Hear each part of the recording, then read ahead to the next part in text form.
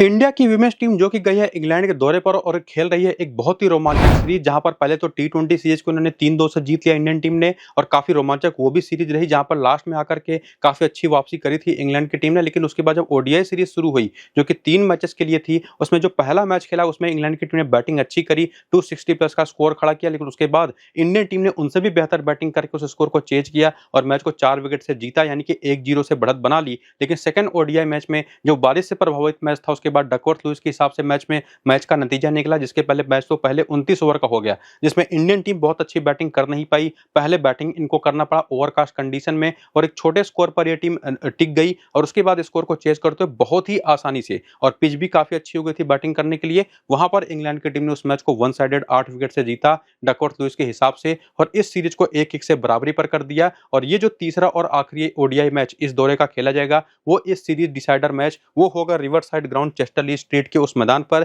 जहां पर मैच होगा 22 जुलाई को शाम को 5:30 बजे से भारत के समय के हिसाब से। लेकिन वहां के लोकल टाइम के हिसाब से दोपहर को 1 बजे से एक डे नाइट वनडे मैच के तौर पर खेला जाएगा, जहां पर पिछले 4 वनडे मैचेस जो विमेन्स फॉर्मेट के खेले गए उसमें देखें तो 2 बार पहले बैटिंग करने वाली टीम तो 2 बार बैटिंग सेकंड करने वाली टीमें भी मैचेस जीती हैं, यानी कि मामला काफी बराबरी का रहा है। लेकिन अगर आप विकेटों को देखें तो स्पिन वर्सेस पेस जो पिछले 4 मैचेस में रहा है, उसमें स्पिन को 24 तो पेस को 31 विकेटें मिली हैं, जिसमें 24 में से 16 विकेटें पहली इनिंग में आ गई हैं स्पिनर्स की, और पेस की 31 में से 19 विकेटें पहली इनिंग के अंदर आ गई हैं। यानी कि वैसे तो अगर आप आंकड़े देखें तो काफी हद तक मामला बराबरी का है, लेकिन स्पिन और पेस के आंकड़े अगर आप देखें तो इससे यह समझ में आता है कि सेकंड इनिंग में बैटिंग करना यहां पर आसान होता चला जाएगा, जो कि इंग्लैंड के मैदानों पर खास करके अगर पहला मैच हो किसी पिच के ऊपर फ्रेश पिच पर, तो वो चीज आपको होता हमेशा दिखाई पड़ता भी है, और specifically day night one day matches में तो वही चीज आपको यहां पर भी देखने को मिल सकती है। तो जो भी टीम टॉस जीतेगी वो पहले फील्डिंग करने की कोशिश करेगी। बाकी मैचेस के आंकड़ों को भी अगर आप देखें तो यहां पर न्यूजीलैंड की टीम ने 156 बनाए, टीम ऑल आउट हो गई।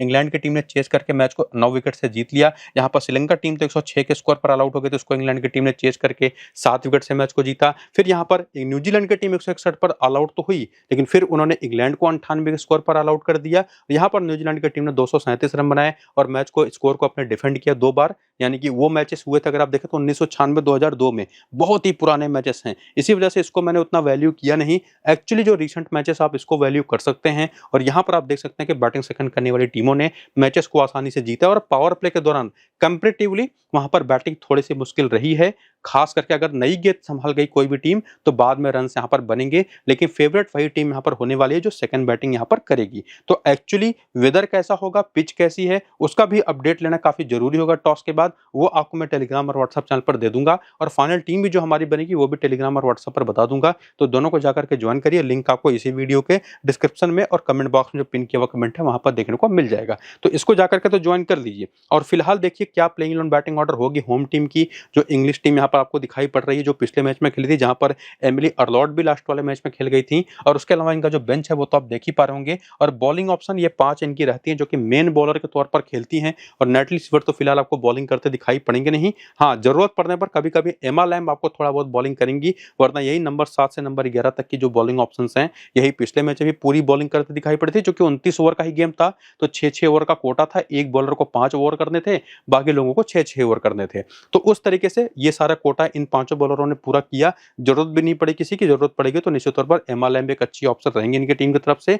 और बाकी करियर अगर आप आंकड़े देखना चाहें तो वो देख सकते हैं ओडीआई के, लेकिन इससे भी इंपॉर्टेंट है कि आप रिसेंट फॉर्म देखें जो पिछले तीनों या पिछले दोनों वनडे मैचेस में खेला गया और स्कोर किया गया। और ना सिर्फ उन दोनों वनडे मैचेस में, बल्कि इसके पहले टी20 सीरीज भी हुई थी, तो उसमें भी जो परफॉर्मेंस रही थी उसको भी आप देख करके काफी हद तक फॉर्म का अंदाजा लगा सकते हैं। अब जब वो अंदाजा आप लगाने आएंगे ना, तो यहां पर आप क्या देखेंगे कि जो मैचेस खेले गए हैं अभी तक के दोनों, उसको उसके अगर आप आंकड़े देखेंगे तो टैमी बिमॉन्ट जो रही है उन्होंने 3405 रन की 2 पारियां खेली हैं। और एक्चुअली जो टैमी बिमॉन्ट है ना, ये पिछले मैच में बहुत ही शानदार फॉर्म में दिखाई पड़ी थी, कुछ बहुत ही अच्छे शॉट्स इन्होंने खेले थे।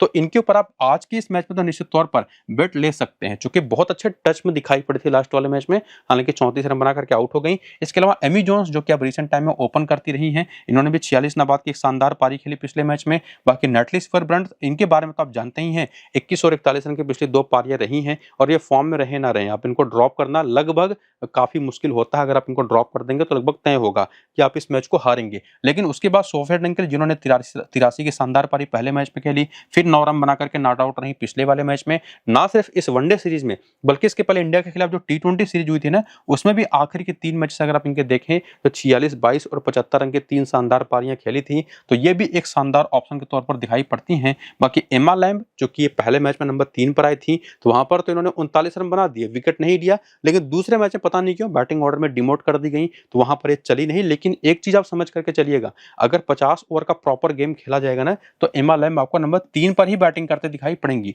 ये भी चीज क्लियर है। और उसके बाद नंबर 4 पर नैटली सिवर हो जाएंगी, नंबर 5 पर सोफिया डंकली हो जाएंगी। तो इसमें आपको डिसीजन लेना पड़ेगा कि आप या तो सोफिया डंकली को या तो एमा लैम्ब को, दोनों में से कोई भी एक प्लेयर ट्राई कर सकते हैं। इसके बाद मिया बाउचियर बहुत नीचे बैटिंग करेंगे, उतनी इंपॉर्टेंट है नहीं। एमिली अर्थलॉट को मैं हमेशा सजेस्ट करता हूं, पहली इनिंग की अगर बॉलिंग हो और अगर ये प्लेइंग 11 के अंदर हो तो 100% आप इनको सीधे टीम में रख करके चलिए, क्योंकि ये बैटिंग भी ठीक ठाक कर लेते हैं। बाकी सोफी क्लिस्टन को लेकर के तो कोई डाउट होता नहीं, वैसे भी पिछले दोनों मैच में बढ़िया बॉलिंग करी है और ऑफ स्पिनर इंडियन टीम के खिलाफ हमेशा चलती हैं। लॉरेन बेल अभी तक ना तो T20 सीरीज के आखिरी 2 मैच में कुछ खास कर पाई थी, ना तो पहले 2 वनडे मैचेस में कुछ खास कमाल कर पाई हैं। लेकिन एक बार फिर से रिपीट करूंगा वही बात कि अगर पहली इनिंग की बॉलिंग है तो इनके लिए एक अच्छा ऑप्शन बनेगा।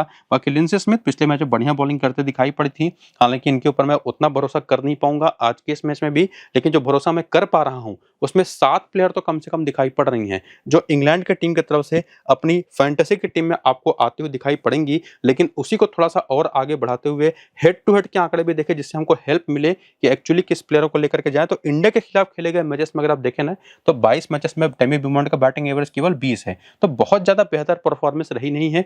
भले ही पिछले मैच में काफी अच्छे टच में दिखाई पड़े थे, इवन एमी जोन्स भी केवल 23 के एवरेज रन बनाते हैं, लेकिन नैटली सिवर के आंकड़े आपको हमेशा शानदार दिखाई पड़ेंगे। इवन सोफिया डंकली ये बहुत ही शानदार खेलती हैं, इंडियन टीम की बॉलिंग को हमेशा से 8 मैचेस में 248 रन 83 का शानदार हाईएस्ट स्कोर है। बाकी एमा लैम्ब के 5 मैच केवल 87 रन है। मिया बाउचियर का पहला ही मैच था पिछला वाला, एमी अर्थलॉट ने एक मैच में 2 विकेट लिया है। सोफी क्लिस्टन को लेकर के कोई डाउट है नहीं। चार्ली डीन, जैसा मैंने आपको हमेशा से कहा है कि एक ऑफ स्पिनर और वनडे मैच हो तो इंडियन टीम के खिलाफ हमेशा से शानदार ऑप्शन होती हैं।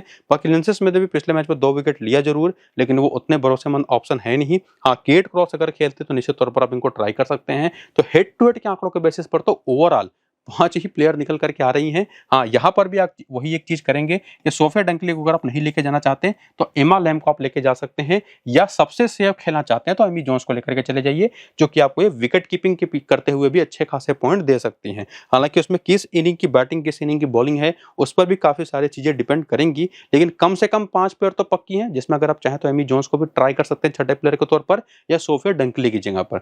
बाकी वेन्यू के आंकड़े अगर आप देखने आए तो इस मैदान पर वनडे मैचेस में अगर आप देखेंगे तो टेमी ब्यूमॉन्ट के 2 मैच में 108 रन है, और उसमें भी अगर आप देखें तो दोनों बार सेकंड इनिंग में बैटिंग करी है, 32 और 76 रन बात की, तो सीधे सीधे हमारा कंक्लूजन यही होगा कि सेकंड इनिंग की बैटिंग है तो इनको ट्राई करिए। बाकी एमी जोन्स ने भी यहाँ पर 2 मैचेस खेले हैं, एक बार भी बैटिंग इनकी आई नहीं है, और नैटली सिवर यहाँ के खेले गए 2 मैच के एक इनिंग में 2 रन बना के नाबाद थी, 1 विकेट लिया था। इनको लेकर के तो वैसे भी कोई डाउट नहीं है। सोफिया डंकली यहाँ पर खेली नहीं है। एमा लैम्ब के यहाँ पर एक मैच में 27 रन है, 2 मैच में 84 रन है मिया बाउचियर के, 2 विकेट हैं एक ही मैच में यहाँ पर सोफिया क्लिस्टन के, और 4 विकेट हैं इस मैदान पर एक ही मैच में चार्ली डीन के।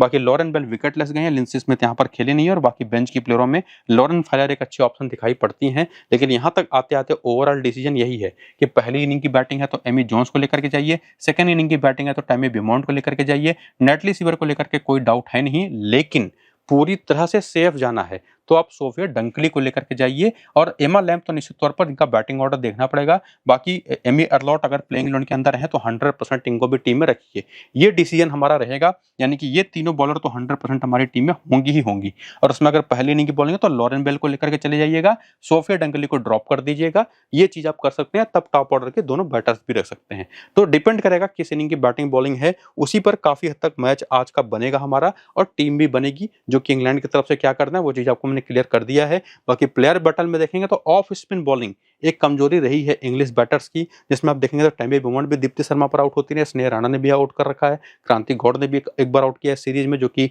मीडियम पेसर हैं। बाकी एमी जोन्स भी क्रांति गौड़ पर एक बार आउट हुई थी, दीप्ति शर्मा ने इनको भी एक बार आउट कर रखा है। नैटली सिवर भी दीप्ति शर्मा पर विकेटें देती रही हैं, हालांकि बैटिंग एवरेजेस तीनों के काफी अच्छे हैं। बाकी स्नेह राणा के खिलाफ खराब हैं, क्रांति गौड़ पर भी एक बार आउट हो चुकी हैं। बाकी एमा लैम्ब स्नेह राणा और ऑफ स्पिन पर विकेटें देती हैं, स्नेह राणा भी एक ऑफ स्पिन बॉलर ही हैं, तो वो चीज यहाँ पर आपको क्लियर होती है कि ऑफ स्पिनर्स के खिलाफ विकेटें काफी देती हैं इंग्लिश बैटर्स, जो कि बाकी जो लोअर ऑर्डर की बैटर्स हैं उनके भी आंकड़े देख करके समझ सकते हैं, और क्लियर ये बात होती है। तो ये तो इंग्लिश टीम थी, लेकिन जब इंडियन टीम की बात आती है इनका प्लेइंग 11 और बैटिंग ऑर्डर देखें, बाकी बेंच पर जो प्लेयर हैं या जो बॉलर हैं मेन 5 बॉलिंग ऑप्शंस उनको अगर आप देखें, जिसमें निश्चित तौर पर ये जो पांचों बॉलर हैं नीचे नंबर 7 से नंबर 11 तक ना, उसमें जरूरत पड़ेगी तो प्रतिका रावल भी आपको कभी-कभी ऑफ स्पिन बॉलिंग करते दिखाई पड़ सकती हैं और उसी को आगे बढ़ाते हुए अगर आप करियर के आंकड़े देखना चाहें तो इसको भी देख सकते हैं। लेकिन उससे जरूरी है कि रीसेंट फॉर्म देखें, जिसमें आपने देखा कि दोनों मैचेस में अच्छी बैटिंग की। अभी तक स्मृति मंदाना ने टी20 सीरीज में भी काफी बढ़िया काम किया था उन्होंने, इवन पहले मैच में तो सेंचुरी भी लगा दिया था।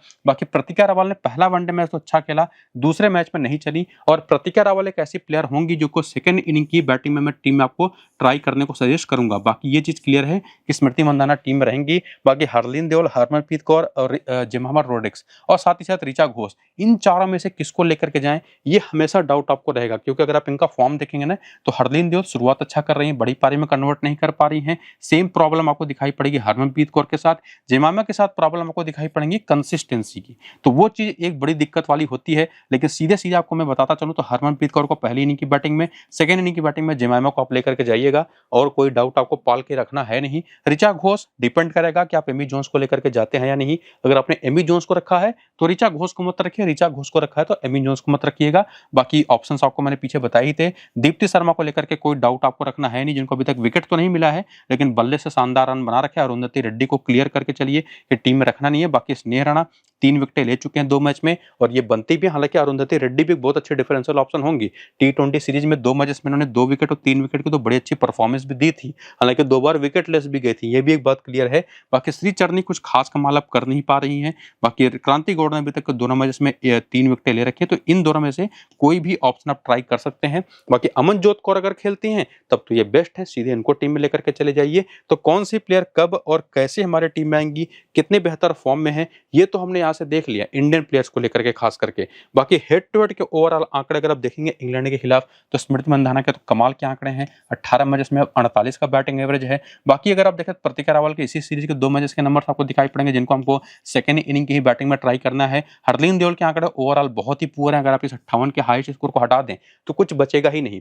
लेकिन सेम चीज आपको दिखाई पड़ेगी जेमामा रोड्रिग्स के साथ भी, जिनके 8 मैच केवल 113 रन है, 48 का हाईएस्ट स्कोर है। और इसी वजह से यहाँ पर हरमनप्रीत कौर, जिनके आंकड़े बहुत अच्छे हैं, हालांकि इस सीरीज में नहीं चली हैं, मेरे हिसाब से ज्यादा बेहतर ऑप्शन है। लेकिन जैसा मैंने आपको कहा था कि पहली इनिंग की बैटिंग है तो हरमन को लेकर के जाइएगा, सेकंड इनिंग की बैटिंग है तो जेमामा को लेकर के जाइएगा, या तो आप चाहे तो हरमन के साथ साथ हरलीन देओल को भी लेकर के जा सकते हैं अगर आप जेमामा को नहीं लेके जाना चाहते। बाकी ऋचा घोष के भी आंकड़े कुछ खास अच्छे नहीं है। दीप्ति शर्मा को लेकर के कोई डाउट है नहीं। बाकी स्नेह राणा को भी लेकर के कोई डाउट नहीं, जिनके 2 मैच में 7 विकेटें हैं। श्री चरनी के इसी सीरीज के 2 मैच में केवल 1 विकेट है। लेकिन सेकंड इनिंग की बॉलिंग अगर हो तो आप श्री चरनी को लेकर के जाइए, पहली इनिंग की बॉलिंग तो क्रांति गौड़ को लेकर के जाइए। लेकिन अमनजोत कौर अगर खेलती हैं तो ये भी एक शानदार ऑप्शन होंगी, तब इनको सीधे सीधे श्री चरनी क्रांति गौड़ को हटा करके सीधे आप लेकर के अमनजोत कौर को ही जा सकते हैं, जो कि पूरी उम्मीद है कि आज के इस मैच में साथ खेलते हुए आपको दिखाई पड़ भी जाए। तो इस तरह से टीम सिलेक्शन आपको करना है सभी आंकड़ों को बेस में रखते हुए। बाकी इस मैदान पर तो कोई मैच खेली नहीं है इंडियन प्लेयर्स, लेकिन इनके प्लेयर बैटल के भी आंकड़े जो बचे हुए उसको भी अगर आप देख लें तो स्मृति मंदाना जनरली ऑफ स्पिन पर थोड़ा सा ज्यादा विकेट देती है रिसेंट टाइम में, लेकिन ओवरऑल आप ये पुअरनेस देखें तो गेट क्रॉस पर रही है। सोफे क्लेस्टन पर आंकड़े बेहतर हैं। लिंसी स्मिथ पर थोड़ी सी पिछले मैच में पहले आउट हो गई थी, हालांकि लेफ्ट आर्म ऑर्थोडॉक्स बॉलिंग बहुत अच्छा खेलती हैं। ओवरऑल प्रतिका रावल, जो कि आपको दिखाई भी पड़ेगा ना कि सोफी क्लिस्टन पे इनका 33 के ऊपर का एवरेज है। प्रतिका रावल भी लेफ्ट आर्म ऑर्थोडॉक्स पर काफी विकेटें देती हैं। एमिली अर्लॉट ने लास्ट वाले मैच में आउट किया था, पहले वाले मैच में इनको सोफी क्लिस्टन ने आउट कर दिया था। बाकी हरमनप्रीत कौर के आंकड़े देखेंगे ना तो ये ऑफ स्पिन पर फंसते और हमेशा एक ऑफ स्पिनर वनडे मैचेस में इंडियन बैटिंग लाइनअप के खिलाफ काफी यूजफुल होती है, जो कि आपको यहाँ पर हरलीन देओल के साथ भी देखेंगे तो सोफी क्लिस्टन और left arm Orthodox bowling regular तौर पर दिखाई पड़ेगी। तो कोई एक लेफ्ट आर्म ऑर्थोडॉक्स बॉलिंग खेलता बेहतर है ना तो वो स्मृति मंधाना है इंडियन टीम के अंदर। बाकी सभी को दिक्कत होती है, चाहे वो जेमामा रोड्रिग्स हो, चाहे वो यहाँ पर देखें दीप्ति शर्मा, जो कि निश्चित तौर पर बेहतर खेल गई हैं। और left handed batters generally left arm Orthodox bowling बेहतर खेलती भी हैं, जिस स्टाइल की बॉलिंग सोफी क्लिस्टन करती हैं। बाकी ऑफ स्पिन बॉलर ये भी काफी यूजफुल होती हैं। केट क्रॉस खेलते हैं तो तीसरी बॉलिंग ऑप्शन के तौर पर शानदार ऑप्शन होंगी, वरना एमिली अर्लॉट तो एक शानदार ऑप्शन है। तो इन सभी आंकड़ों को और एनालिसिस को ध्यान में रखते हुए अगर आप देखें जब टीम आपकी बन जाएगी तो सोफी क्लिस्टन स्मृति मंधाना को आप देखेंगे जो सबसे कॉमन कप्तान है बस कप्तान के ऑप्शन दिखाई पड़ेंगे, जिसमें दीप्ति शर्मा ज्यादा बेटर और या सेफ ऑप्शन होंगी स्मृति मंधाना के कंपेयर में। बाकी नटली सिवर और प्रतिका रावल भी जिनको ग्रैंड लीग में आप ट्राई कर सकते हैं। बाकी अभी के लिए ये स्मॉल लीग की टीम आप बना करके सेव कर सकते हैं, जिसमें एकमात्र विकेट कीपर मैंने एमी जोन्स को ट्राई किया है। स्मृति मंधाना हरमनप्रीत कौर और टैमी बुमोंड के रूप में 3 बैटर्स हैं, 3 ऑलराउंडर हैं, जिसमें 4 बॉलिंग ऑप्शन भी है। क्रांति गौड़ को फिलहाल मैंने अभी टीम में रखा है। आप चाहें तो या तो श्री चरनी को लेकर के जाइए, या अगर अमनजोत कौर खेल रही होंगी तो उनको लेकर के जाइएगा। हालांकि इसमें किस इनिंग की बॉलिंग होगी ये भी काफी बड़ा रोल उसका भी होगा। तो फाइनल टीम जो बनेगी उसका वेट करिएगा, वो आपको मैं टेलीग्राम और व्हाट्सएप पर दे दूंगा पिच रिपोर्ट के साथ। बाकी लिंक टेलीग्राम व्हाट्सएप का इसी वीडियो के डिस्क्रिप्शन में और पिन कमेंट में आपको मैंने दे रखा है, तो जा करके उसको ज्वाइन कर लीजिए लिंक्स को क्लिक करके। उससे भी जरूरी है कि वीडियो पूरा देख करके क्लैरिटी ले लीजिए। स्मॉल लीग की भी टीम बनाइए, ग्रैंड लीग की भी टीम बनाइए। ये वीडियो फिलहाल यहाँ पर होता है खत्म। चलते हैं, नमस्कार।